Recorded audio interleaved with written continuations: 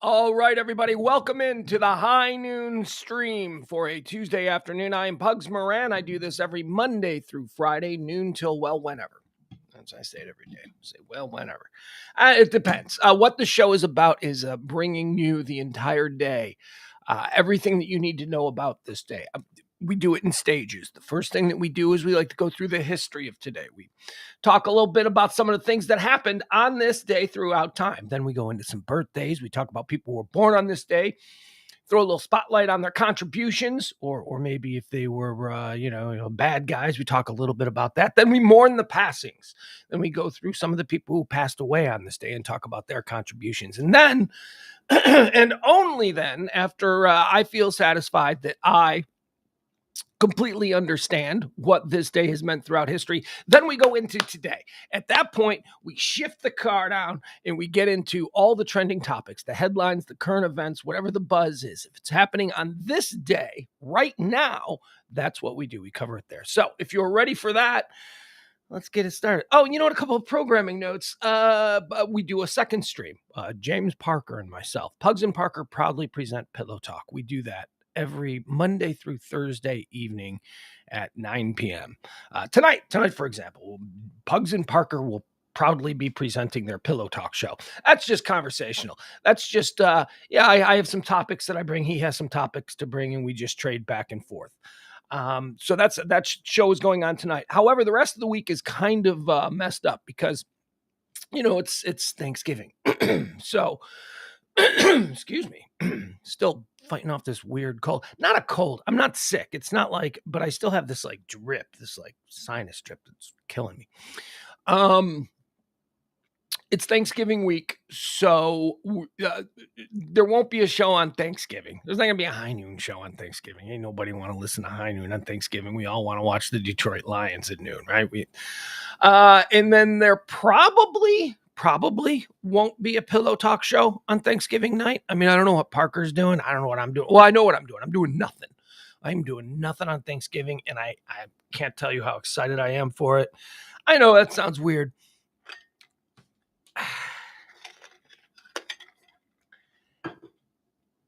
But it's not weird. It's actually awesome. And I would gamble that there's a lot of you out there who, if given the choice, here we go, hiccups. If given the choice on Thanksgiving of going and doing whatever it is that everybody's doing, or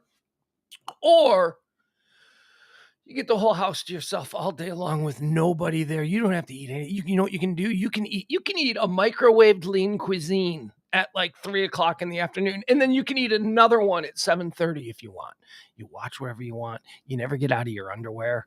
Oh, are you telling me that's not a day that you would rather have than having to get dressed up and go deal with relatives that maybe you don't even want to talk to, but you got to be nice to, and then you're gonna overdrink because there's gonna be people, and then you got to drive home, so you're gonna stop drinking at like 6:00, and then by 7:30 you're gonna be grumpy, and that's gonna start a fight for the car ride home. Come on. So anyway, my plans for Thanksgiving are wonderful, and they are me all by myself, just watching football and hanging out.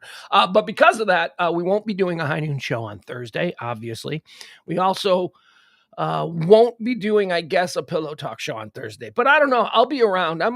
We might do something. There might be some Thursday. So if you subscribe on the YouTube page, just click that subscribe, and should I schedule a show, then you will be notified. Friday is normal as pie. We're going to do a normal show on Friday, on Black Friday. It'll be weird because, people are out of their habits. A lot of people aren't at work if you listen at work or whatever, but that's okay. So there you have it. So no shows on Thursday. Let's just say no shows on Thursday. Regular shows tonight, regular shows tomorrow, no shows on Thursday, and a normal High Noon show on Friday. Okay, there we go. I hope you were taking notes because I just freeballed all that off the top of my head trying to remember what I decided we were going to do. All right, let's get into what today is. Today is High Noon for the 21st. Did I do that right? Why do I have the 20? It's not the 21st. It's the 22nd. Do you remember when I did this once before, you guys, where I put together an entire show for the wrong day? It was like the next day, and then I had to just that's not what happened. I typed something incorrectly. It is high noon. It is the 22nd day of November, year of our Lord, 2022. I'll have you know that November 22nd is the 326th day of the year. There are 39 more of these, 39 more days until the end of the year. All right, let's talk about the history of this day. On this day in World War II, 1942 to be exact, the Battle of Stalingrad, General Friedrich Paulus sends Adolf Hitler a telegram saying that they've got us surrounded. That's right. It was basically Stalingrad. You guys familiar with Stalingrad? Woo, man, those people, those Russian people. I'll tell you, that's something. If you're into World War II history, you got to learn about Stalingrad. Also in World War II, on this day in 1943, the Cairo Conference. U.S. President Franklin Delano Roosevelt, British Prime Minister Winston Churchill, and Chinese Premier Chiang Kai-shek meet in Cairo, Egypt to discuss ways to defeat Japan. And on this day in 1963, excuse me, got to clear my throat because there's going to be some talking here. Tell you a story about this day in 1963. When I first moved to this town, one of the first people, the person who picked me up at the airport, we were driving in, going to the radio station, and he was telling us all about Dallas. I was basically just asking him questions. Hey, I never been here before. What? Tell me. This guy said something. He turned around and he said, first thing you need to understand about Texas is that it defines itself by two things: the murder of a president and a football team. And I went, I never forgot that. Those are the two defining. Yeah, I would say the murder of a president, the assassination of John F. Kennedy occurred on this day in 1963, right here in Dallas, Texas. Governor John Connally was also shot. Later in the day, of course, J.D. Tippit was murdered, Dallas police officer, in the attempted apprehension of Lee Harvey Oswald. I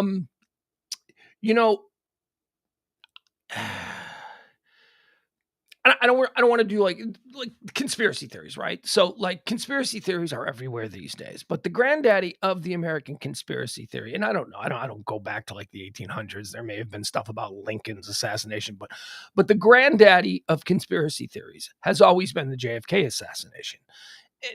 And that's really the jumping off point for this massive lunacy that we have now, where everything is a conspiracy. Why? Because it's fun. Because the truth is sometimes boring. Sometimes the truth is not interesting, and we don't choose to believe the truth because it doesn't stimulate us. It doesn't set off the endorphins in our brain. So we choose the conspiracy because conspiracies are fun. And we've had just JFK. Then we had the Twin Towers, right? That was a big one. And now just everything's a conspiracy theory. So I'm not going to go into the conspiracy theory angle. Dealey Plaza is where it took place. It's funny. Dealey Plaza is a really. I lived right down the block from Dealey Plaza. I used to walk my dog on the grassy knoll, which isn't permitted, but I always picked up after myself anyway. My son learned to walk on the grassy knoll. Like there is one of my favorite pictures of my son when he was like, I don't know, 18 months old. When did they start walking? Whatever they are when they start walking. And it's in the snow and he's sitting, I put him up on a little, he's got the dog, our dog Blue at the time. And he's sitting in the snow in Dealey Plaza and he's got his hand on the dog. I mean, it was such a, just a part of the neighborhood that I lived in and that I took for granted. And then, just one day I'm out there, I'm walking the dog. It's like 2:00 in the morning and it just dawned on me. I'm like, man, this isn't just a random piece of a neighborhood. This is a place of real import in the history of the United States of America. Some big shit went down here, man. If you've never been to the Sixth Floor Museum, it's fantastic. I've been to the Sixth Floor Museum probably a dozen times. I have a lot of friends who come into town, and that's like the first thing I do. We got to go. You got to go to Dealey Plaza. You got to go to Dealey. And most of the time, that's what people want to. AT&T now. I want to go see AT&T Stadium. Okay, but most people, it's Dealey Plaza. Anyway, it was on this day in 1963 that President John F. Kennedy was killed here in Dallas. John Connally, governor of Texas, was also shot, and J.D. Tippit, of course, died later in the afternoon. On this day in 1974, the United Nations General Assembly grants the Palestinian Liberation Organization, the PLO, observer status. That means they could come in. We don't recognize you because that would cause too many problems, rightfully so. We don't recognize you, but you can go stand in the back. Like they were given standing room only seats at the UN. They got no input on anything, but they can watch. We're not gonna operate in darkness. You guys want to see what we're doing when we're talking about you? Come on in. You can stand in the back. That was on this day. It was a very big deal with the UN. On this day in 1975, Juan Carlos is declared King of Spain. King of Spain! I will always be King of Spain! My favorite Police song. Following the death of Francisco Franco, Generalissimo Francisco Franco, fascist ruler of Spain. They kicked him out and they went, we don't want fascism because fascism is wrong and we're done with this military dictatorship. We want to do something that's right for the people. Restore the monarchy. That's what they did. We don't want a fascist. We want a king. Might I interest you in a democratically elected president? No, that sounds hard. Well, democracy is hard. On this day, in 1977, British Airways inaugurates a regular London to New York City supersonic Concorde service. That's right. It was on this day that flight was going to change forever because of the Concorde, and it didn't. The Concorde was expensive. It was clunky. It was first generation technology. They didn't invest in updating the planes. Basically, when the Concorde was retired, they were still flying the same late 1970s model Concorde. They didn't try. My point is that it should take less than like 2 hours to get from New York to London. It should. It should take like an hour to get from New York to London based on the technology of our time. But, if all the airlines had to like switch over to this new technology, it would cost them a lot of money. They don't want to lose any money right now because they've got quarterly earnings reports that they have to explain to their shareholders. So they're just going to keep us in an air. I won't go to Australia because Australia is like a 20-hour plane trip. There's no reason Australia needs to be that long. Australia could be 3 hours. Australia could be 3 hours from Dallas, Texas. It could be, but it isn't. It will be. I will get to Australia. I'll get to Australia on a supersonic commercial airliner before I die. Mr. Popular, who's sending me texts? Who's checking in on me in the middle of my show? Which one of my friends doesn't even care enough about me to pay attention to when? Oh, that's a healthcare. I don't expect my health carrier to be paying attention to my live stream. On this day in 1990, British Prime Minister Margaret Thatcher withdraws from the Conservative Party leadership, confirming the end of her prime ministership. That's right. On this day in 1990, the end of the Iron Lady's rule there in England. If you're a fan of The Crown, I'm a big Crown head. Love The Crown, Netflix, The Crown. This very moment was depicted in one of the early episodes. Maybe the first episode of this new season was all about Margaret Thatcher being pushed out. Oh, they came for her. Oh, it was like Julius Caesar. They came for her with the knives. It was interesting. I didn't really know there was like such a big, so much palace intrigue, literally surrounding the Margaret Thatcher situation. But there was. On this day in 1995, Toy Story is released as the first feature film created completely using computer-generated imagery. How exciting. Now everything is CGI. Toy Story was the first. Toy Story was cool. I saw Toy Story in a theater with other grown men. And I know we looked like, the local chapter of NAMBLA. But it was because one of my friends at the time was an animator. He's like, no, you got to go see this. This is going to be cool. So we went and saw a kid's movie. And it was cool. But now everything's CGI. So now it's like, that's not impressive anymore. But it was cool for its time. Let's do some birthdays. Born on this day in 1890, Charles de Gaulle, the hero of France. Charles de Gaulle Airport. Just talked about the Concorde. The Concords were grounded after one crashed at Charles de Gaulle Airport. Charles de Gaulle ran the French resistance from a hotel room in London when the Nazis descended upon his country, and his military was caught off guard, and his politicians were caught being appeasers, and all of that shit that went on. De Gaulle, he went, give me all my generals, give me all my mayors, give me all my strategists, give me everybody. Hey, Queen of England, or whoever it was at the time, I don't know. We need to come over there. We need to run our government from like the Four Seasons. And they said, okay. So they went over there. Charles de Gaulle, born on this day in 1890. Born on this day in 1914, Peter Townsend, not Pete Townsend of The Who. Peter Townsend, as another Crown reference. If you watch The Crown, you know that Peter Townsend, born on this day in 1914, was the love of Princess Margaret's life, the love of her life. And she wasn't allowed. She wasn't allowed because he was married or divorced or whatever. I don't know. It's one of the threads throughout the life of Princess Margaret. If you watch The Crown, she's bitter at her sister, Queen Elizabeth, for not letting her marry Peter Townsend, the love of her life. Anyway, happy birthday, Peter Townsend. Born on this day in 1921, Rodney Dangerfield. Oh, Rodney was great, man. And Rodney was one of these guys, man. Anytime people are like, it's too late for a career, Rodney Dangerfield sold aluminum siding door to door until he was like 50 years old. He was like super old. Rodney Dangerfield was a normal, everyday working stiff with a wife and a family, a mortgage. And he sold door to door, and he was really good because, of course, he was. He's Rodney Dangerfield. Although at this point, his name was Jack. What's Rodney Dangerfield's real name? Jack. Let's see here. Oh boy, really?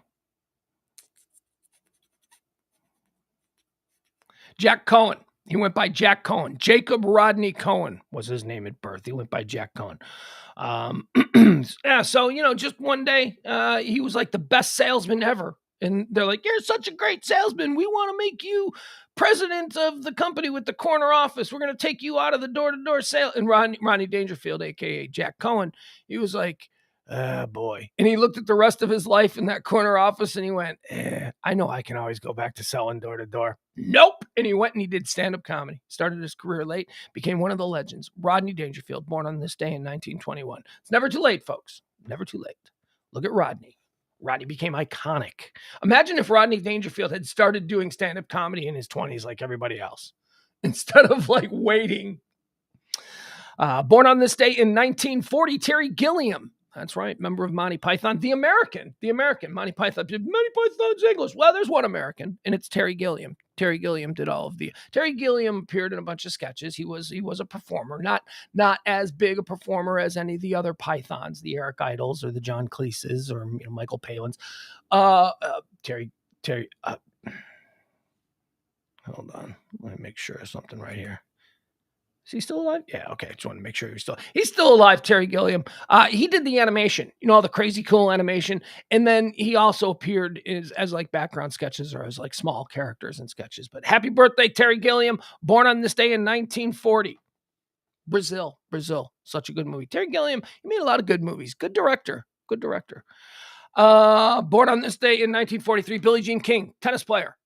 Born on this day in 1950, Stevie Van Zandt, Miami Steve Van Zandt of Bruce Springsteen and the E Street Band. Also, for you Soprano fans, Silvio. Whoa, that was loud. That was a little bit louder than I expected. Silvio, ladies and gentlemen. Silvio Dante of The Sopranos is celebrating a birthday today. Miami Steve Van Zandt, born on this day in 1950. Umbilical cousins with Miami Steve Van Zandt. Look at this, born on the exact same day, exact same year. Tina Weymouth, the Talking Heads bass player. Tom Tom Club.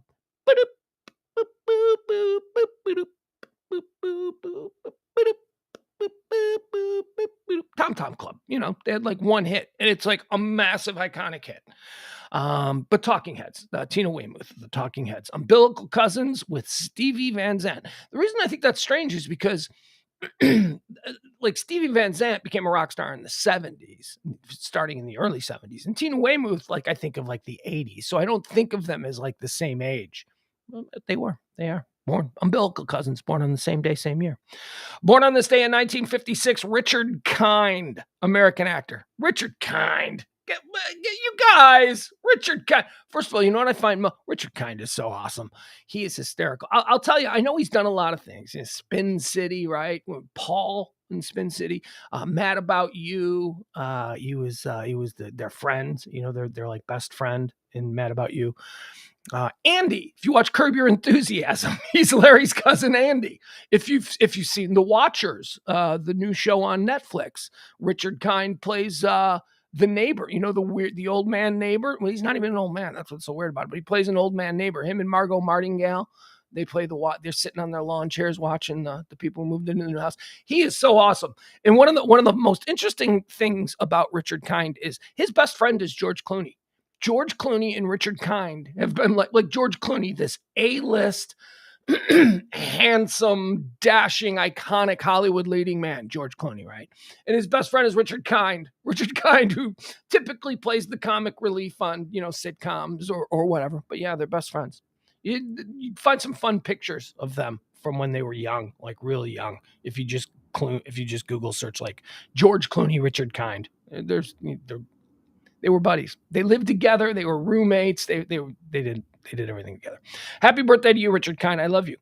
Born on this day in 1958, Jamie Lee Curtis, daughter of Tony Curtis and Janet Lee, Jamie Lee Curtis. Born on this day in 1961, Mariel Hemingway. Mariel Hemingway, she was famous for a year, let's say 1981, maybe. Mariel Hemingway. She's related to Ernest Hemingway. I know that. There's another one named Margot Hemingway. I don't even know if I make a distinction between the two, but happy birthday. If you come from the 80s like I do, then you remember the name Mariel Hemingway, and she was born on this day in 1961. Born on this day in 1967, the Hulk, Mark Ruffalo. Born on this day in 1980, Sean Fanning. Sean Fanning, American computer programmer and businessman. He founded Napster. Remember Sean Fanning? I did a little research on this. I was wondering, so the kid that invented Napster, that kid, he got sued by everybody, and he was run out of business, and he was forced to sell his company. Whatever happened to that dude? What is that dude, Sean Fanning? What's his net worth? That's what I asked myself. $70 million, according to Celebrity Net Worth. $70 million. So he's fine. He's fine. It doesn't look, he revolutionized. He came up with an idea that I got to believe the record industry people knew it was a possibility, and he just figured it out, and then he made it public, and then they were like, we're not ready to do this kind of digital transfer yet. We don't have enough bandwidth to be able to provide the kind of quality. So, he just went early. That's all. He went early with the technology that we all use now, essentially, without even thinking about it. And he was kind of destroyed. He was kind of, he's a thief. He's a bank robber, all that kind of stuff. But he's worth 70 million. He could be worth 70 billion, but he's worth 70 million. And he's just going to have to be okay with that. You're just going to have to be okay with 70 million. I know I would. I know absolutely everybody listening and watching right now would be okay with 70 million. Every single one of you. Let's see here. Born on this day in 1984. Oh, it's her. That's right. Her, the voice from her. Scarlett Johansson. Celebrating a birthday to you. Cup of tea. A little sip of tea for Scarlett. For ScarJo. What do we call her? I don't even know. We call her Miss Johansson. That's what we call her. We call her. My second favorite actress currently working in Hollywood. I mean, we all know that I am chaste. I am complaining. My number one is Jessica Chastain. I love Jessica Chastain. She's fantastic and everything. But man, you catch me on the right day, and I might say Scarlett Johansson. Scarlett Johansson draft. Yep, that's right. Scarlett Johansson on her birthday. You damn right I'm ready to do a Scarlett Johansson draft, because the first pick in the Scarlett Johansson birthday draft, where I look at all of the things that she has done and I decide which is the number one pick. My first pick is an absolute no-brainer, because I'll tell you, and I'm going to say 3. It doesn't mean it's 3. It could very easily be 1, but I'm going Jojo Rabbit. Because Jojo Rabbit is possibly, in my opinion, the best film of this century. It is. It is. It's in the top 3. Jojo Rabbit is absolutely in the top 3. That movie's got everything. That movie's got a message. That movie's got satire. That movie's got dark comedy. It's about a kid whose imaginary best friend is Adolf Hitler. It's Jojo Rabbit. First pick is Jojo Rabbit. By the way, the other 2 films that I put in my list that I argue, it's like what are they? Boyhood. Oh my God, Richard Linklater's Boyhood. That's kind of got the placeholder for my opinion, best movie of the last 20 years. What it took to make that movie. Anyway, Jojo Rabbit is next, and then same vein as Jojo Rabbit, with same director. That's right. I'm a Taika head. I am big into Taika. So number 3, What We Do in the Shadows. Yeah, the small New Zealand comedy, What We Do in the Shadows, is one of my 3. So Boyhood, Jojo Rabbit, and What We Do in the Shadows, I think, are 3 of the absolute best films so far made this century. But back to the ScoJo draft, Scarlett Johansson. We took Jojo Rabbit, number 1 off the board. Number 2 is going to be Black Widow. I loved Black Widow. Number 3 is going to be the Black Dahlia. Black Dahlia. Who's that other guy? Josh Hartnett. Who's she in that with? I don't know. She was the star. Number 4, Lost in Translation.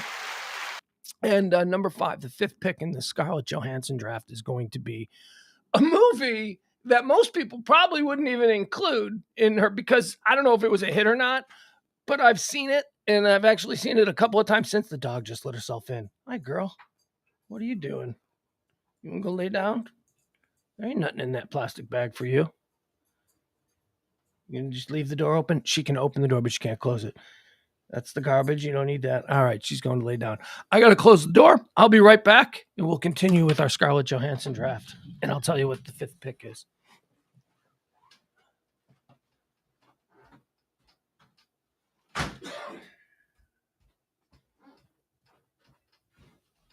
All right.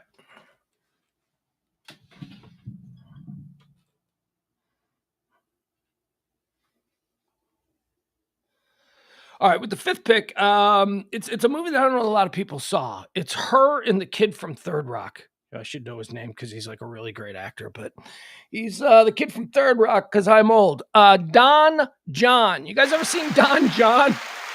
Don John is about Scarlett Johansson. I love it for Scarlett Johansson because she plays totally against type. Scarlett Johansson plays a New Jersey club going party girl hot chick. She's really funny. She's really funny in it because it's anyway, there you go. And as far as inviting people to camp, it's Scarlett Johansson. Anything, look, she's so pleasant that we're just going to invite everybody to camp. And let's also be honest, she doesn't have that much of a filmography because she's only 38 today. So, but you know what I'm saying? All right, there you go. Jojo Rabbit, number 1 pick in the Scarlett Johansson draft. Black Widow, number 2. Black Dahlia at number 3. Lost in Translation at number 4. And Don John at number 5. Also celebrating a birthday today, Oscar Pistorius. Remember him? He was the legless runner, footless, I don't know, whatever it was. He was the runner, and he murdered his girlfriend, Riva Steenkamp, I think was her name. And he's in jail. Oscar Pistorius. Some people died on this day. Some fairly big names died on this day. In 1955, Shemp Howard, the great Shemp from the Three Stooges. Don't you be calling him the 4th Stooge. He's the original Stooge. Shemp Howard was the original Stooge. Shemp Howard, in the earliest days of the Three Stooges, it was Moe, his brother Shemp, and Larry Fine. And Shemp Howard was the breakout star. And so Shemp Howard left the group for 12, 13 years. And Shemp Howard went and he starred in his own little shorts out there in Hollywood and all that stuff. And he had some success on his own. But then their other brother, Curly came in and he filled in for Shemp. And that's when we said a lot of the early Three Stooges shorts that we see are Curly, Moe, and Larry. And we think of them as being the Three Stooges. But then Curly was also Moe and Shemp's brother. Curly got sick. And so Curly couldn't perform anymore. So that's when Shemp came back. And everybody went, we don't like the new Stooge. And it's like, well, he's not the new Stooge. He's actually the original Stooge. You jerks. So this day, Shemp Howard died on this day in 1955. Dead on this day in 1963, John F. Kennedy. Talked about that. President of the United States. It was on this day in 1963 that he was assassinated right here in Dallas, Texas, in Dealey Plaza.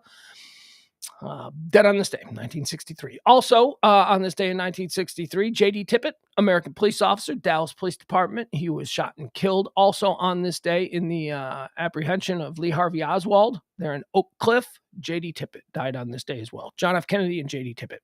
Dead on this day in 1980, Mae West, American stage and film actress. I sort of look side-eye at all of the celebrities from like the 30s and the 40s because I just don't think there was much competition to be a celebrity back then. I think it was pretty easy. I think there was like 15 actresses and maybe 5 actors. That was that was pretty much it.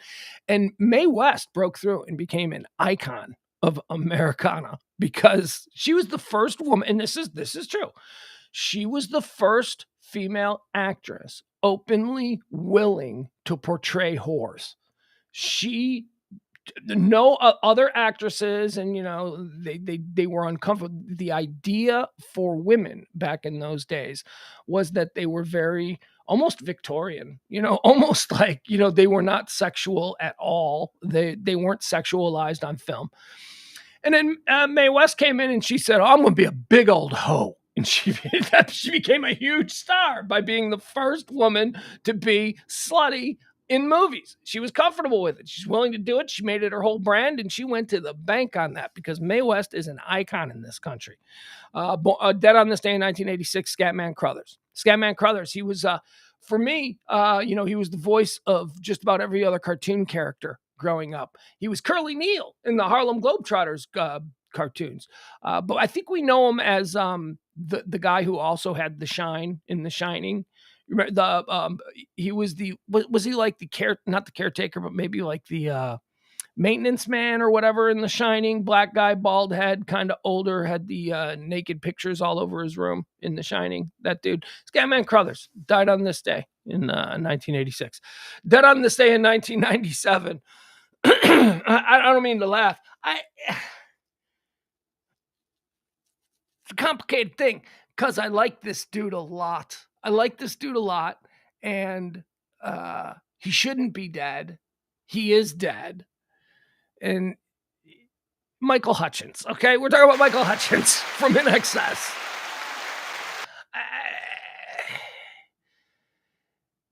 Autoerotic asphyxiation. Autoerotic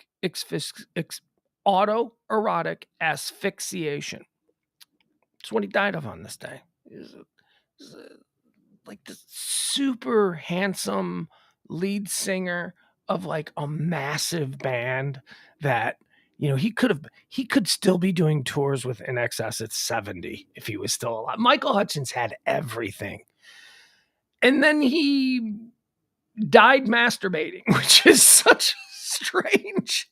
I mean, he went out doing what he loved. I mean, give you what you need, give you what you need. I saw In Excess a number of times. The first time I saw him, and it's amazing that I would have seen him a second time after the first show. First time I saw In Excess was in the mid-'80s, and it was at the University of Illinois Chicago Pavilion. And man, he was so drunk. The whole band In Excess was so drunk. They were falling down on stage. They only played for like 45 minutes. Michael Hutchence did the whole set on a stool. That it's like, the fun thing about the concert was, is he going to fall off that stool? That's what we were just watching. It was terrible. But I love that band. I love In Excess. And Michael Hutchence, gone too soon.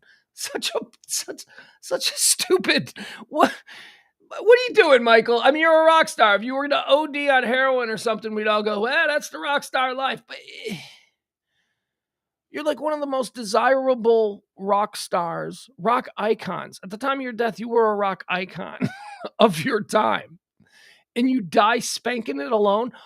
You're in a fancy hotel. There is a bar in that hotel. You're Michael Hutchence of In Excess. You could go down to that bar and you could take back to your room probably the hottest waitress or bartender in that place, or just the hottest guest. It doesn't matter. Again, you're Michael Hutchence. And you die alone in your room masturbating.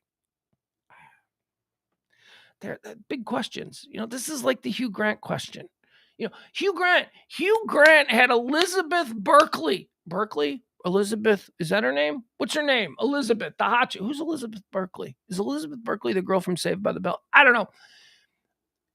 No, I need to know her name. Elizabeth, what's her name, guys? You guys in the chat room, you know her name. He had Hurley. He had Elizabeth Hurley waiting at home for him, and he stopped to pick up a $50 crack prostitute. I don't get it. I don't get that. I don't get Michael Hutchins. All right, here we go. Let's get into all the things that are trending today. We're going to run through these pretty quickly. That's how we do it. We try to bring you up to speed on all the things. Now that we're all, caught up on what has happened in this world, what has defined this day to this moment, now we're going to jump into all of the topics that are trending. First and foremost, World Cup fever. Do you have it? Not me. Nope, I don't have World Cup fever. I watched the game yesterday. I did. I made it a point. I made it a point to watch the United States versus Wales or whatever. Okay, so here, let me do that. I got a couple thoughts for you. Just want to run down a couple of World Cup thoughts. Since it is the number one trending subject. I watched the game yesterday. I've watched all of the Netflix series that focus on the Premier League. All of they do like a soccer version of Hard Knocks. We're used to what Hard Knocks is. I've watched all of those because I enjoy those shows, and I feel I have a pretty solid working knowledge of how Premier League works, and I'm getting caught up to speed on FIFA, so I'm not a complete noob when it comes to all of this stuff, but I still, sitting down to watch a game is not something that I do. Like, I don't sit down and watch full games. Well, I did yesterday, all right? And here's the problem that I have with World Cup soccer. First of all, that field is too damn big. Why is that field so big? Why does the field look so big? If the field was a little bit smaller, and here's the other thing, the ball is always going out of bounds. If the field was a little bit tighter, and maybe you put up walls so that the ball wouldn't go out of bounds, you'd have indoor soccer, and that failed in this country. I recognize that all of the problems that I see with World Cup soccer through my American lens, I realize that all these problems have been were turned into indoor soccer. I'm watching this yesterday afternoon, I'm watching the game.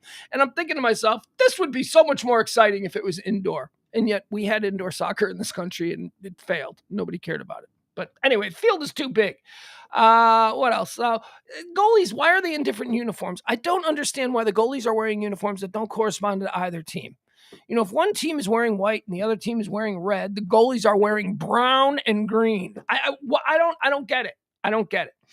I also was watching this yesterday and I'm going, are these guys the world's greatest athletes? They're not even using their arms. They're not even using their, to which I mentioned this last night to Dr. Schwartz on the Mansplaining show. I said, can it be a sport if you don't use your arms? And he made a very good point, and he's a doctor. He said, well, yeah, you need arms to run.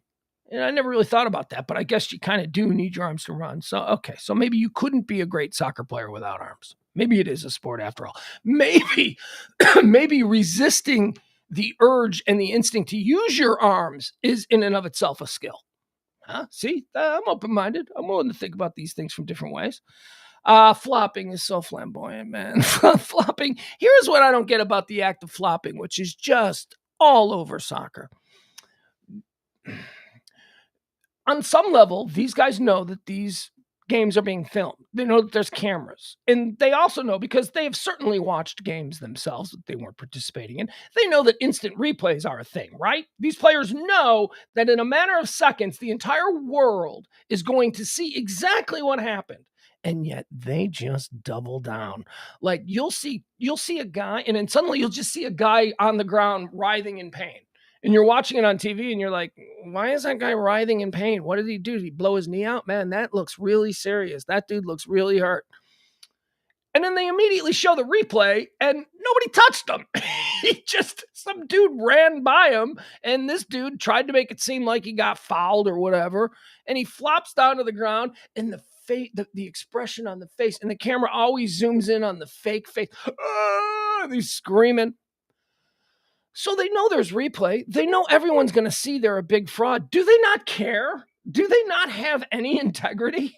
Do these players not give a shit that their brand is bullshit? I mean, I don't get that. On some level, is there no shame? You know he didn't touch you, and you know that replay is about to show that he didn't touch you, and you're still laying on the ground like that. Get up, you fucking weirdo. Flopping, and probably there's a lot of flopping, and the countdown. It starts at 0 and then it counts up to the end of the game. Now in the NFL, the start of every series, you get the clock. At the start of every quarter, you get 15 minutes, and it counts down to 0. And when it counts down to 0, that's how you know that the game is running out. No, not in soccer. It starts at 0 and it counts up, and it's just a number that keeps going up, and it's in the corner of the screen. And I'm looking at this number, and I don't know how long the game is. I'm like, what is it counting up to? What is it? Somebody please.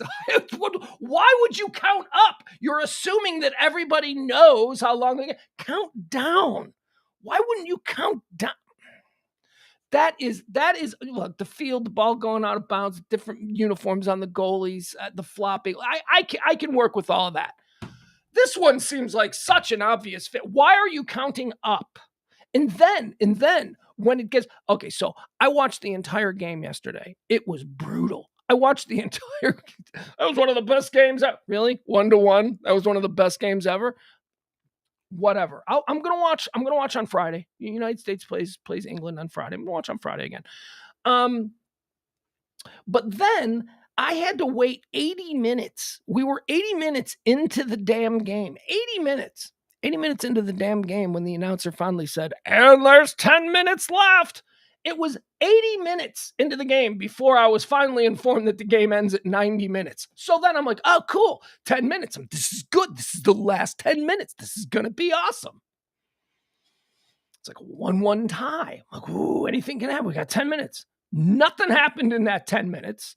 And then when it made it to 90 minutes, they kept playing. And apparently there's this bonus time thing, and nobody is saying how much the bonus time is. They're just playing. And then just randomly the dude goes, it'll be 9 minutes. 9 minutes of extra. I'm like, well, how did you determine 9 minutes?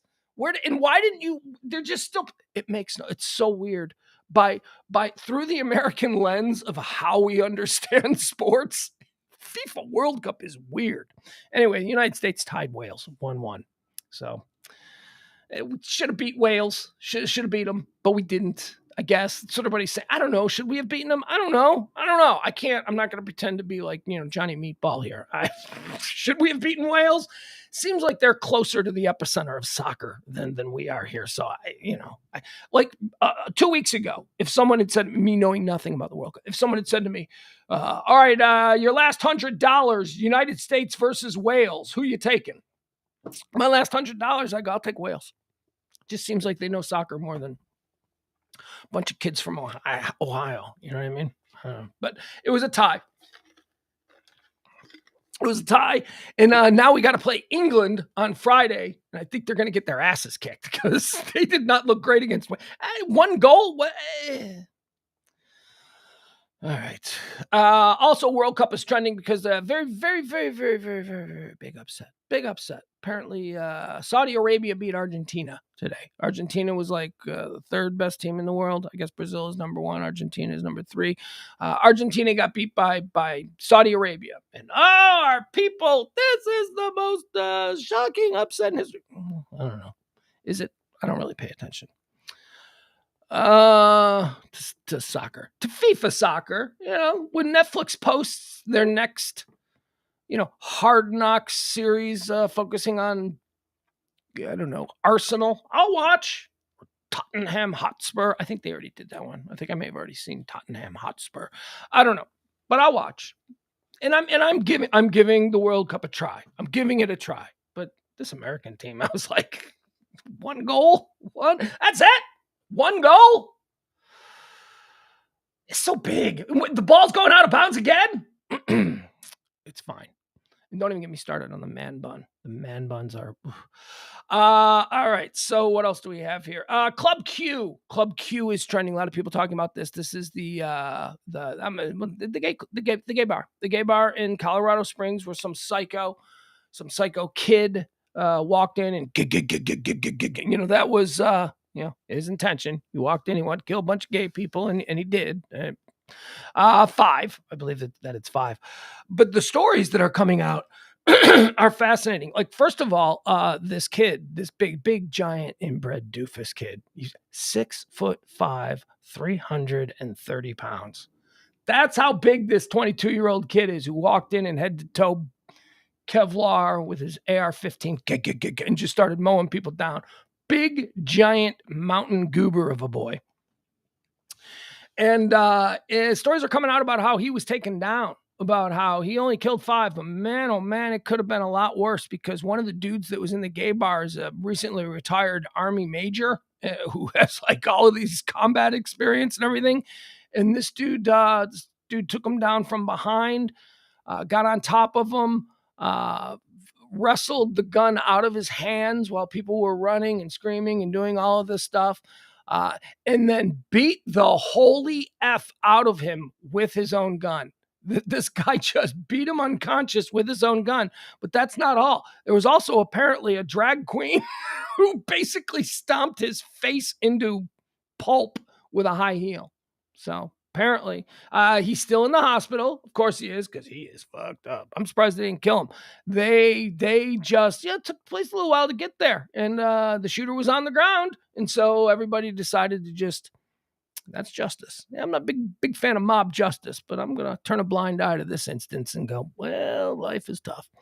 So a bunch of drag queens and some former Army major. And by the way, it should be noted that this was not filled with gay people. There was a show going on. This Army major, this recently retired Army major, was there with his wife and his daughter and his daughter's boyfriend. His daughter's boyfriend was murdered, was shot, was killed in this incident. So there was something going on there, that there was a mixed crowd. If this big old mountain goober thought he was going to walk in and just kill nothing but gay people, he didn't. He opened up at a night when there was a number of allies. I guess that's what we're called, allies. Okay, number of allies in attendance. Okay, so there you go. The Boston Apple Store incident from yesterday, it's trending again. There's a little bit more information about that. I theorized, I said, I don't think the Apple Store thing is really a political statement. Somebody drove a car through a Boston Apple Store yesterday, killing 1 person and injuring 16 others, I think. And I theorized that, look, this is going to be somebody 75 plus. They confused the gas pedal for the brake. Well, it's not. 54-year-old dude is in custody now for this. And it's weird. The details are strange. I guess he wasn't arrested at the scene. They had to actually take him into custody at his house. So I don't know. There is no explanation as to what happened here, but 53 years old, 54 years old, you should not be confusing the gas pedal for the brake. You should still pretty much have that down at 53 years old. Alabama, I gotta pronounce that. Alabama Governor Kay Ivey. Yeah. Alabama Governor Kay Ivey has issued an end to Alabama executions. For the time being, she needs to get a handle on what's going on here, because Alabama is having trouble killing people. Second time in a month, Alabama has tried to put him down, execute a prisoner, and there was a problem with the lethal injection thing. There was an issue, and it didn't take, and the person survived, and now they got to deal with that. So Alabama executions as of this morning. No more. We need to figure out what's going on here and why we can't properly put someone down. Elizabeth Holmes is trending. Elizabeth Holmes, we talked about her a lot. She's the Theranos fraudster who promised to revolutionize home health care, took a whole bunch of billions of dollars, and didn't have a working model. She just had a theory. If somebody created this, that would be great. And then she just went around and told people that she had created that thing, and they went, here's all the money.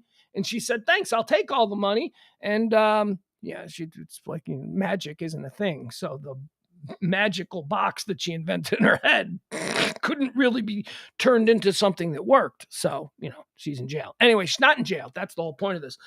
Elizabeth Holmes was convicted last February. She was sentenced last Friday. Okay, so she had all of that time, convicted in February of 2022.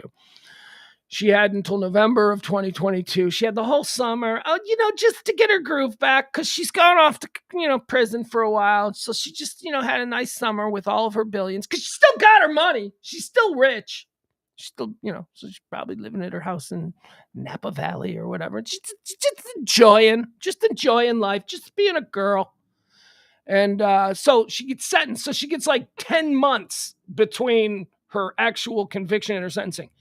And she gets sentenced, right? She's going to jail for 11 years, which I'm fine with.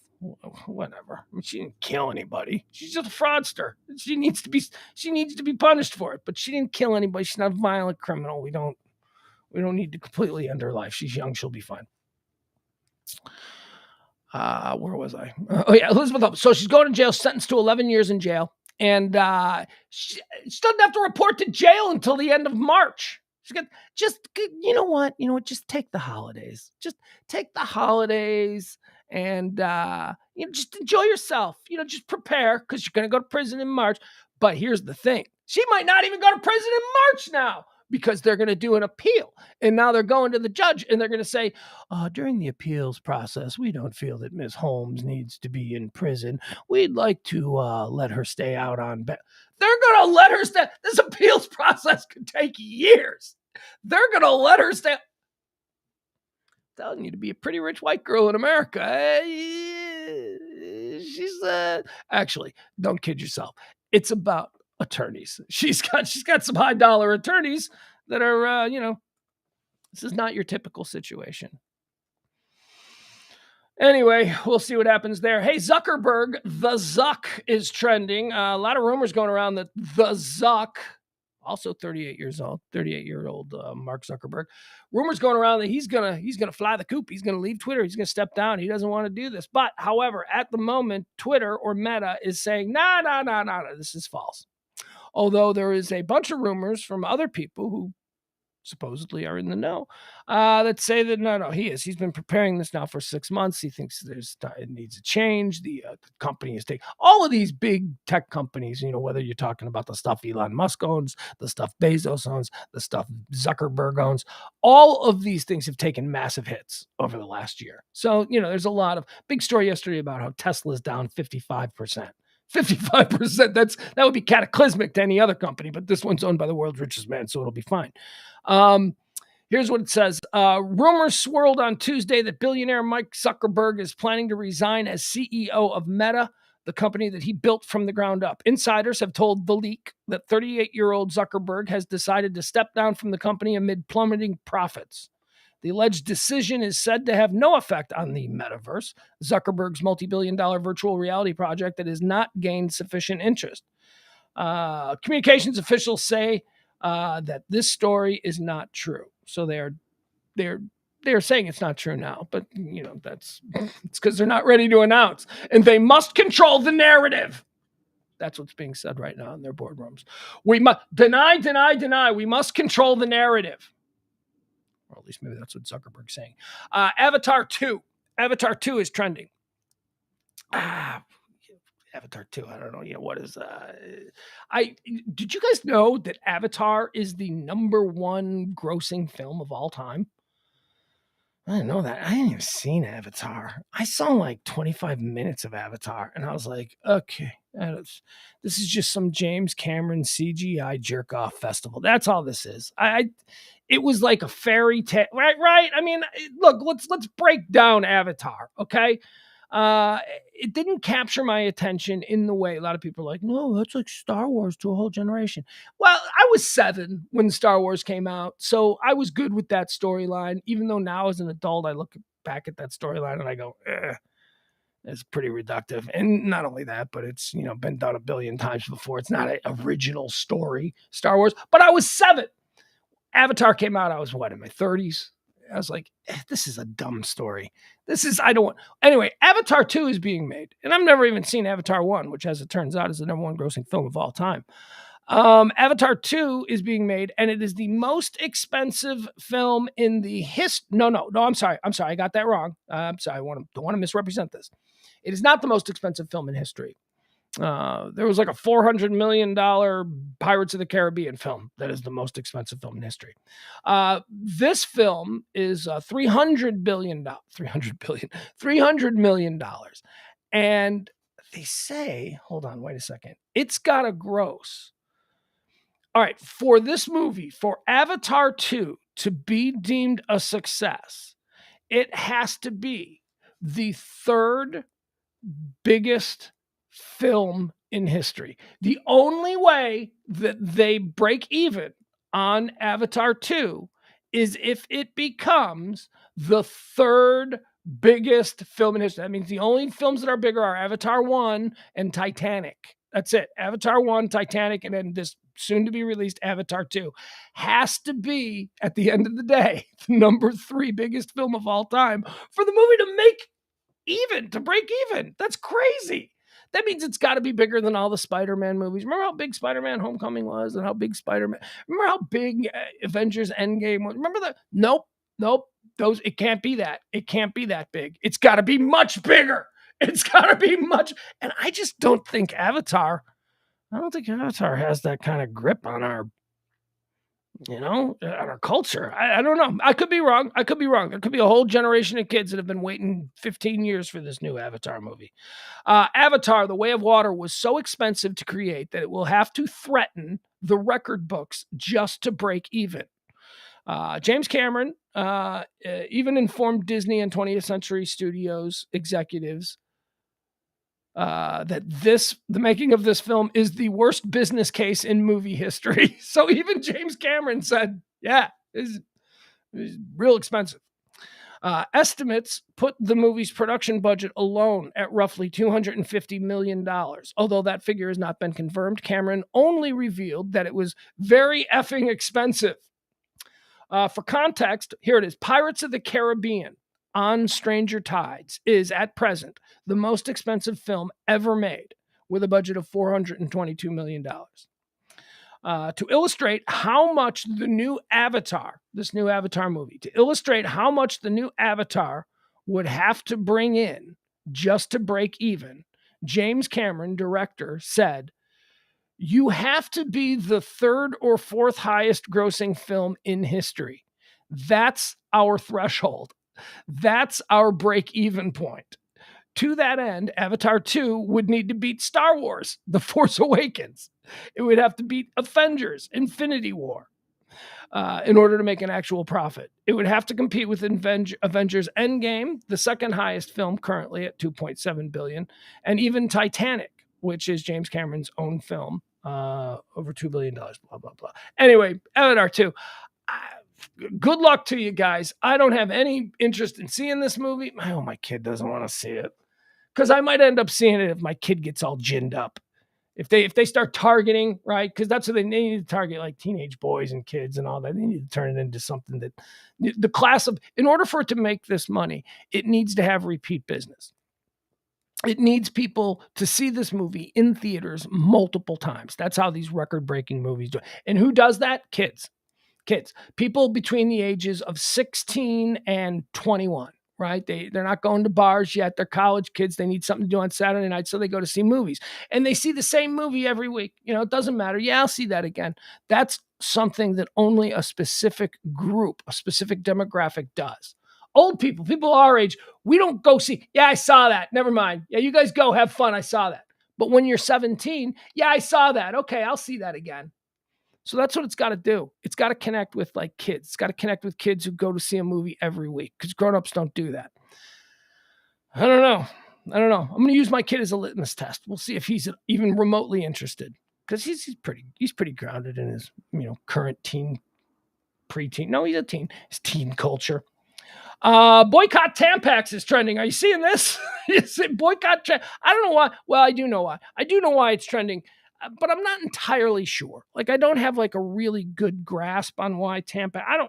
I try to not pay attention to the word Tampax, but it's trending, and it's trending on a whole bunch of different platforms. Apparently, okay, so I guess here's the issue. And I'm going to be simplistic here, okay? Certainly reductive. Maybe not simplistic. I'll try and use big words.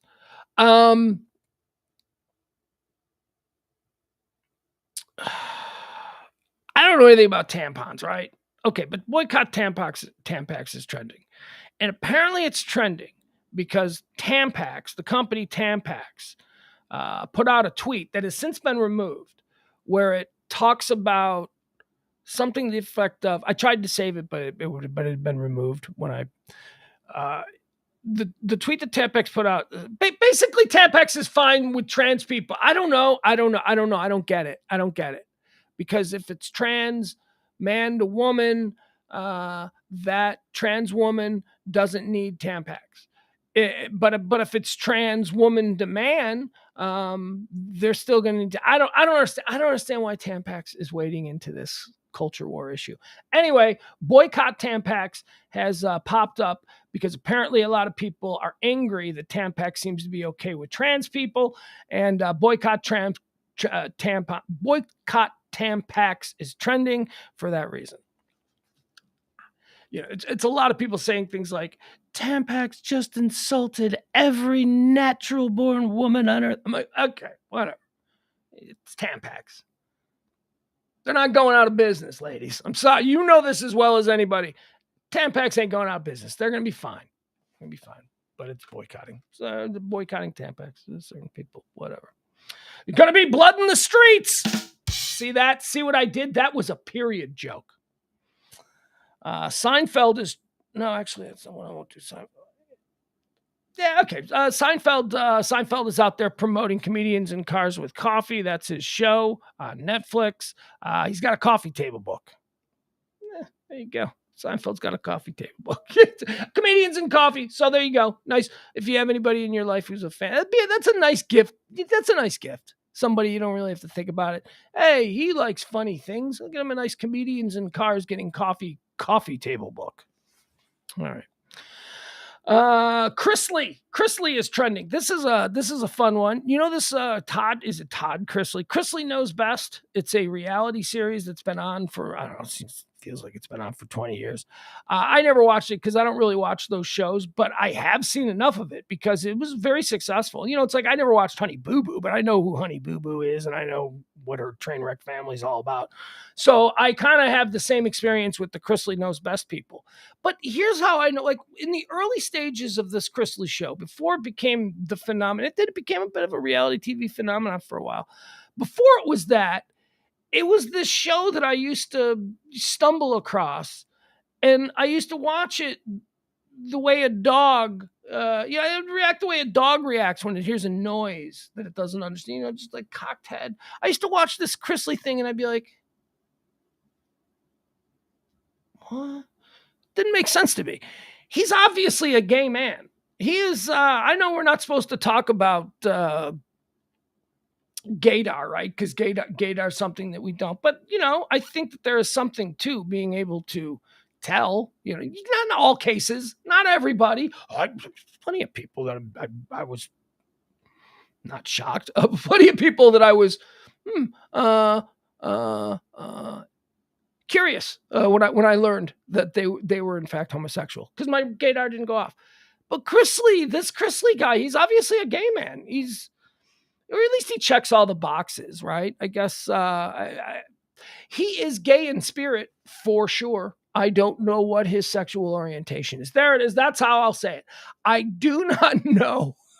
I do not know what gets the blood flowing to Todd Chrisley's parts, but I do know that he presents in much the same way that flamboyantly, openly gay men present themselves. There you go. Look at what I just did there. I think I covered all the bases. And no judgment. I'm just saying. So when I was watching the show, it's about him and his family. It's about him and his pretty wife and his wonderful kids. And this guy is like, hello. This guy's like running around the house, and I'm watching this going, huh? That's weird. What? This seems a little bit odd to me. So anyway, turns out he's a big old con man, hadn't been paying taxes for like years and years and years, and they were involved in bank scams and bank frauds, and they made millions of dollars off that TV show. And they started the TV show after they filed for bankruptcy because they had taken some sketchy loans. And oh my God, he turns out to be, he's got secrets. Hey, did you know that Todd Chrisley has secrets? He does. Not the one you were thinking, but he's got secrets. So he's going to jail for 11 years. His wife, the lovely Mrs. Chrisley, she was sentenced to 7 years in jail. There you have it, Chrisley. But just you get a lot of thoughts. You're like, they have late teen kids. They've been in this relationship for the better part of 2 decades. Huh? I mean, I'm sorry, I didn't get it because he was like I said, Todd Chrisley, to my raw eye, just tuning in, he checked all the boxes that also get checked for flamboyantly, openly gay men. That's all. I was shocked. Anyway, he's gonna go to prison. No prison jokes. No, that's too easy. UFC is trending today. They're putting together a super fight. I used to be a huge UFC fan, and then I sort of fell off because it seemed to me too many fights are boring now. There are too many people who are trained in MMA to fight in the UFC. Too many of them seem to be training in ways to survive and win on points. And I hate that. I hate these fights that go to the cards. I like decisive victories. And over the last 10 years, I've noticed that there are so many decisions now, and I hate decisions. So I fell off. I stopped being super interested in the UFC. However, they look to be making a fight for UFC. This is 185. This is going to be 185. Johnny Bones Jones, the greatest mixed martial artist of all time. That's right. Separate the art from the artist. I know that he gets in a lot of trouble. He likes his cocaine. He likes to party. But he is, when he is in that octagon, the single greatest fighting force in the form of a human being that I have ever seen. John Jones is a bad man. Well, they're making this fight. John Jones against current UFC heavyweight champion Francis, the Nigerian Nightmare, Ngannou. Holy shit. Now, hold on a second. John Jones is, in my opinion, the greatest fighter to ever live. Francis Ngannou, the current UFC heavyweight champion, is the scariest heavyweight champion the UFC has ever had. John Jones is not a heavyweight. John Jones is the greatest fighter who has ever lived, and he attained this from the light heavyweight position. Now, I know that he won the heavyweight title and then retired, but circumstances.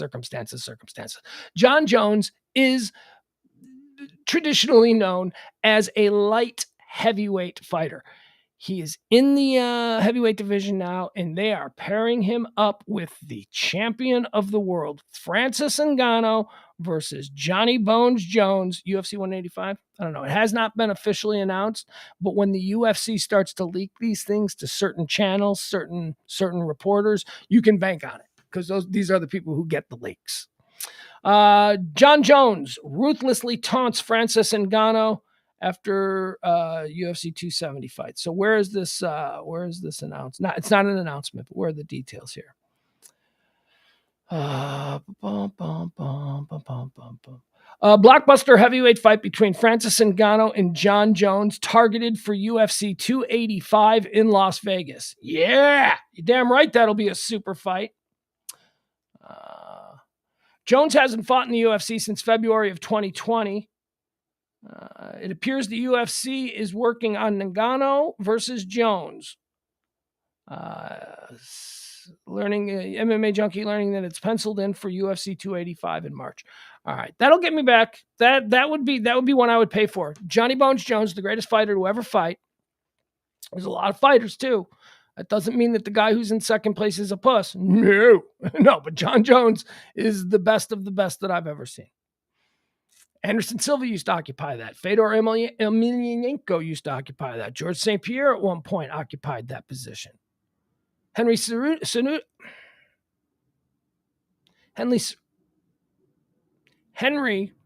Cejudo once occupied that place. But John Jones is current, and he's the best of all of them, in my opinion. So there you have it. All right. That's it. I'm out of trends. So let's jump in and let's see if there's anything going on that's been happening since I signed on here about an hour and 15 minutes ago. Let's see. Hour and 12 minutes ago. I think I signed on at 2 minutes after, so an hour and 10 minutes ago. Let's see here. Yeah, boycott Tampax is still Tampax is still happening. Apparently, we're doing that. We're it's been going. Oh boy, again, it's just nothing but World Cup Qatar 2020, Mexpol, Argentina, Australia. Ugh. And then a bunch of names of athletes from, different countries around the world that I don't know. I don't know what that is. Manchester United is trending. Happy Thanksgiving is trending. See, a lot of these names I don't recognize, and I want to mention them, but then I don't want to mention them because it turns out that they're political in nature, and then I start to read it, and I'm like, I don't want to do politics. We don't do politics here because only stupid people are obsessed with politics. I don't like that. Tom Hanks is trending. See why he's trending. Did they finally uncover his underground child pornography ring that he's been running out of his garage? Toy Story. It's because Toy Story. That's why. Because remember we talked Toy Story was trending. Toy Story was trending because it was on this day. It was released. We covered that in the history of the day. So that's why Tom Hanks is trending. All right. So something happened here. This is interesting. Interstate 77 in Charlotte. Interstate 77 is trending. This is breaking now, or at least within the last half hour. Oh, all right. And here's the story. We're not going to get the story because it's behind a paywall. So the actual information on this story as being reported by the Charlotte Observer, I'm not going to be able to tell you what the actual information on this story is because it's behind a paywall. Do you see how real information about things is being kept away from us for profit, allowing us to just fill our heads with all kinds of bullshit information that people with ulterior motives might be trying to, manipulate us just a little bit. That's why. There you have it. All right, so a news helicopter crashed in Charlotte, crashed in the middle of the highway, and there seems to be all kinds of chaos going on, but the Charlotte Observer wants $1 a month, so I can't really give you the story. I'm not kidding you. I see that as the biggest problem. Look, I love social media. I love the connectivity. I love the idea that we can all communicate with people that we wouldn't normally communicate. It's a great opportunity to learn. If you're an open-minded person, it's a great opportunity to sort of evolve maybe. If you're a not so open-minded person, it's a good way for you to get together with other not so open-minded persons. So it's the connectivity is the key. But, connecting with people, there's also some bad actors involved in this whole thing. And so once we've streamlined the ability to connect with people all over, what are we going to connect with them? Well, are we going to connect with them through kindness and decency and love? And, hey, my man, tell me about your life over on that part of the world. No. Or are we going to connect with them by telling them bullshit?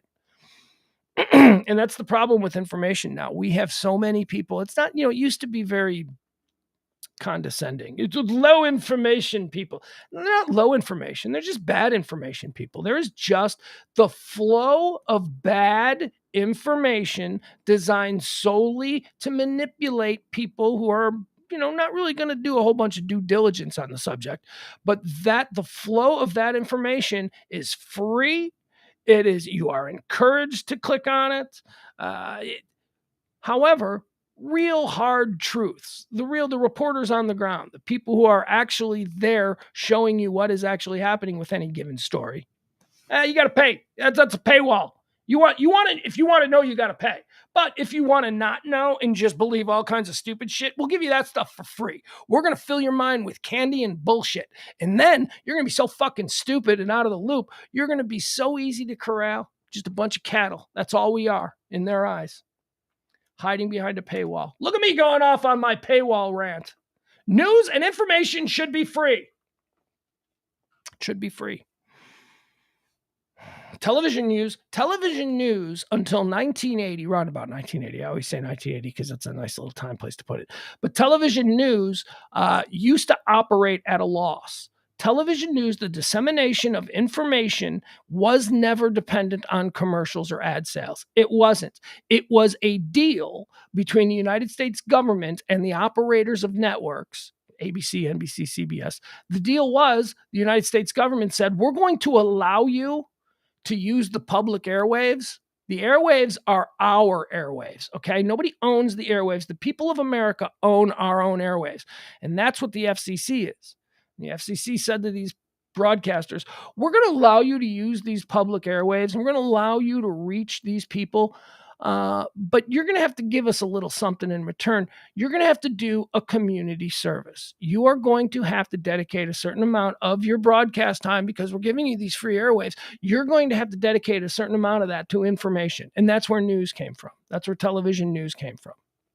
And then it was like around 1980, a guy by the name of Fred Silverman, he decided that there is no reason why we can't sell news commercials at 3 times the rate we're selling them now. All we got to do is jazz up the presentation a little bit. That's all we got to do is, instead of operating knowing that this division is going to lose money for the network, all we're going to do now is we're going to start showing the network that we can make money.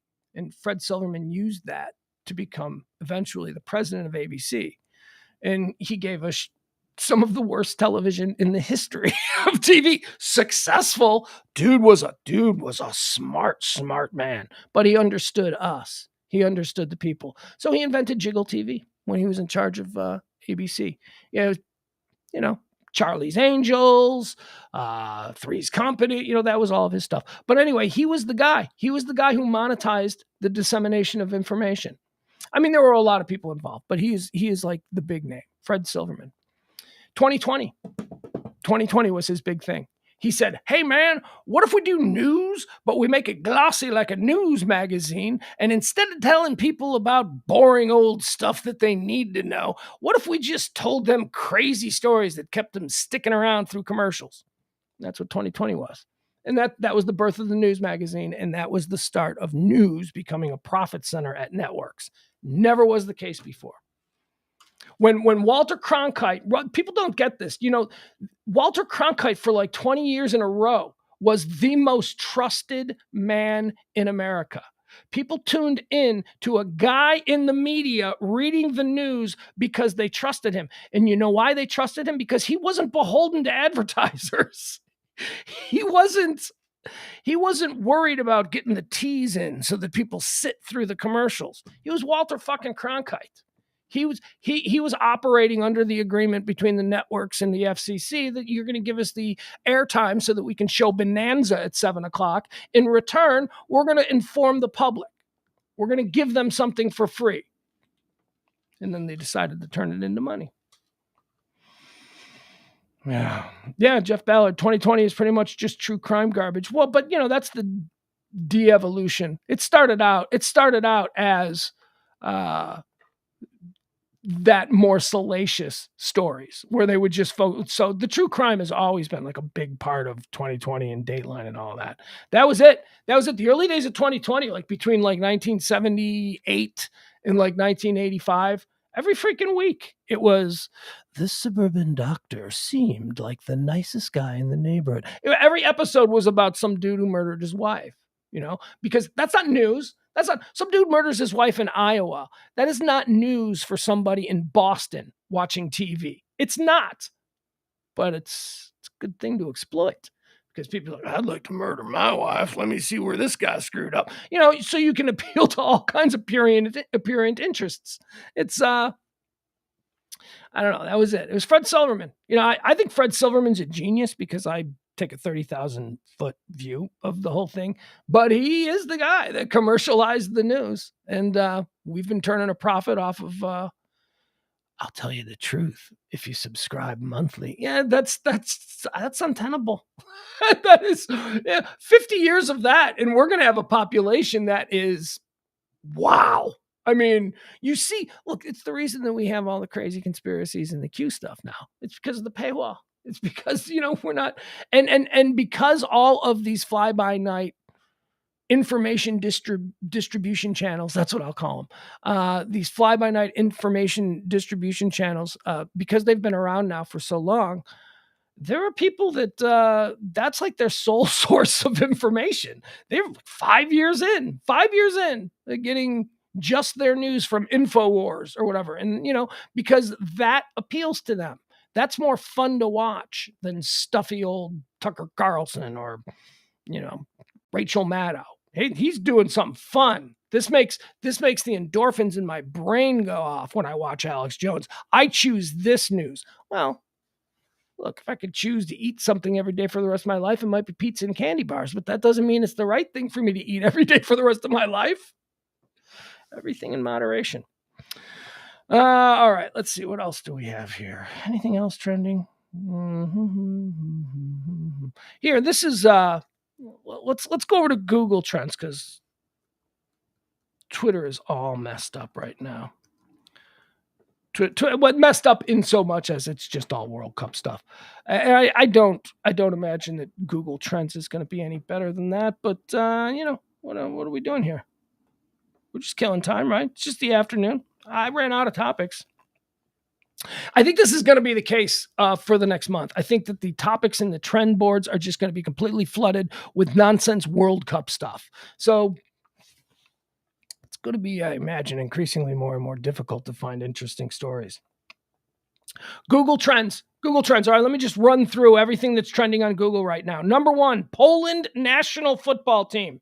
The number 1 trend on Google is the Polish national football team.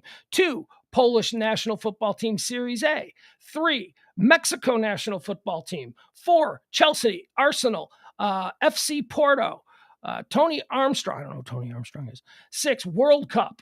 France 2010, France national football team, Cristiano Ronaldo. These are all of the trends. I am just running. You can see there is nothing happening. There's nothing being reported in the world other than World Cup stuff, at least as far as the trends go. Do I have more here? No, I thought this was the helicopter incident. Charlotte, North Carolina right now. I'm looking for news on this helicopter. It looks like a news helicopter crashed in Charlotte into I-77. I say that like I know what it is. I don't know what it is. I've never been in that part of the country. I mean, I have. I've been to Virginia. And I've been to Florida. But yeah, nothing in the Carolinas there. Interstate 77. Okay, here we go. Let's see if we can find something here. Something that's not hiding behind a paywall. Charlotte Gazette Mail. All right, here we go. 1 hour ago, 41 minutes ago. Let's see what this one is. All right. Charleston Gazette and Mail. Are you behind a paywall? Don't be behind a paywall. All lanes of I-77 northbound have been reopened after Tuesday afternoon's accident. It says here, Nope, that's not it. That's not the story. We don't have any reports. Anyway, all right, never mind. It says on Twitter that a helicopter crashed in Charlotte, North Carolina. I don't have any more information than that, and I can't really find anything that, other than people on Twitter talking about, no, it happened, it's a thing. I like to have some sort of source other than just, randos on Twitter.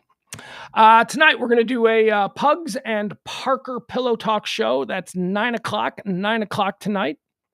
We do that every Monday through Thursday. Okay, let's do that. Monday through Thursday at 9 p.m. We'll be back tomorrow at noon. Turn that down a little. It's a little loud. We'll be back tomorrow at noon for more High Noon. We do this every day, Monday through Friday. Basically tell you everything you need to know about the day.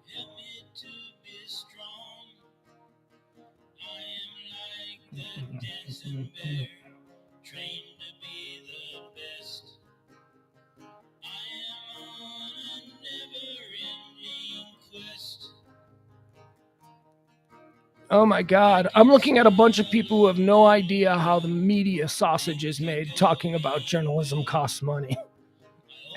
Adam, I'm sorry, man. You know what it doesn't cost? It doesn't cost $10 million a year for a dude to wear a suit and talk into a camera. That money could be repurposed. You can do journalism the way you used to do it. You used to have guys like Walter Cronkite, the most trusted man in America, making less than $250,000 a year, and they thought that was ridiculously expensive. And maybe it was, but by today's standards, Walter Cronkite would probably be pulling home about $1 million a year. You know what Jake Tapper makes? Walter Cronkite was the most trusted man in the world. In the United States, anyway. No, you do not. Journalism does not have to be a profit center. Journalists do not need to make rock star money. And that's one of the problems. And as far as the newspapers, with their $1 monthly things. Well, that's just supporting a dying industry. The reason that they need to charge you $1 is because they're trying to prop up their failing 1890s printing press based industry when they should be focused on digital distribution, but they won't do that, you see, because they've got too much invested in doing it the old way. So they're just going to nickel and dime us. They don't have to hide behind a paywall. That is to support the failing newspaper business. They could be focused digitally. There are plenty of digital news sites. The Politicos, the Daily Wire, whatever. All of these different, they thrive.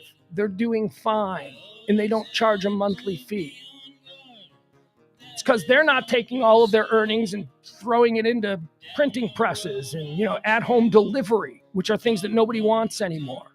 There has to be a complete rebuild of the way information is disseminated, especially legacy journalism. Oh, just tune in for my TED Talk. It'll be all about this stuff. Love you guys. See you tonight at 9 o'clock for Pugs and Parker right here on the Radio Misfits podcast platform.